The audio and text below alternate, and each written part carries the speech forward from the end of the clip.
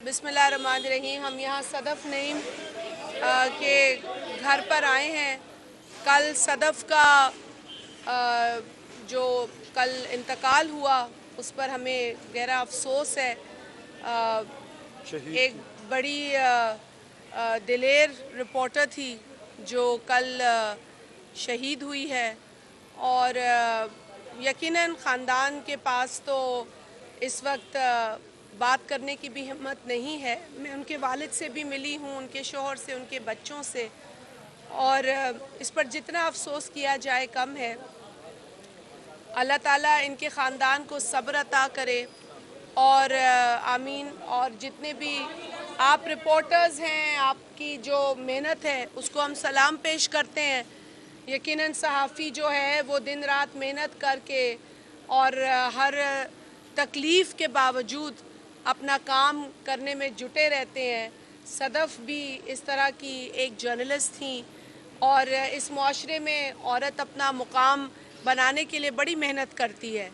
तो उस हमारी बहन ने भी मेहनत करते हुए अपनी जान दी है, लेकिन हमारी ये भी ख्वाहिश होगी कि इस तरह के वाक़यात ना हों। इसीलिए इसकी अगर किसी पर ज़िम्मेदारी निकलती है तो वो देखा जाए और इसे हम सिर्फ़ हादसा नहीं कहें। इसको अगर सुधारना है सिचुएशन को तो इस पर काम करने की ज़रूरत है, क्योंकि रिपोर्टर्स जिस तरीके से काम करते हैं उनकी कोई इतनी प्रोटेक्शन नहीं होती है। हम जानते हैं दहशत गर्दी को भी इन रिपोर्टर्स ने झेला है और उस वक्त भी रिपोर्टिंग की है।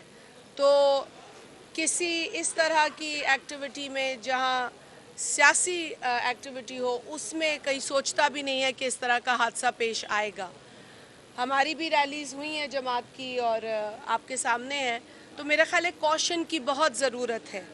आप जब इस तरह का कोई अमल करते हैं तो मुंतज़मीन के ऊपर बहुत गहरी ज़िम्मेदारी होती है और मैं समझती हूँ कि इस तरह की ज़िम्मेदारी को निभाना उनके लिए उनका अवलीन फ़र्ज़ है। तो अल्लाह ताला ख़ानदान को सब्र अता फ़रमाए और यही कोशिश की जाए कि ऐसे वाक़यात पेश ना आएँ।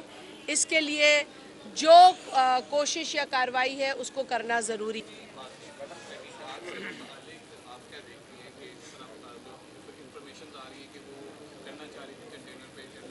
देखिए, सबसे पहले तो मैं ये कहूँगी कि सदफ़ की फ़ैमिली की भी ये ख्वाहिश है कि जो है वो उनकी जो प्राइवेट लाइफ है उसको इतना हाईलाइट ना किया जाए।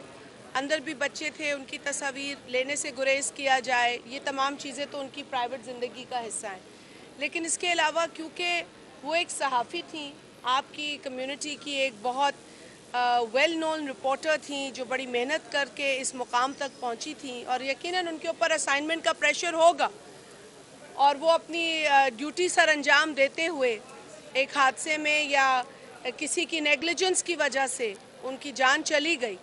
तो अब इसकी जब तक तहकीक नहीं होगी तो पता नहीं चलेगा कि ये हादसा था या ये नेग्लिजेंस थी। अगर नेग्लिजेंस थी तो उसकी कोई ज़िम्मेदारी किसी पर आयद होती है। तो ये तो हम सब के लिए ज़रूरी है कि इसके हक़ाइक़ जो हैं वो शफाफ तरीक़े से सामने लाए जाएं।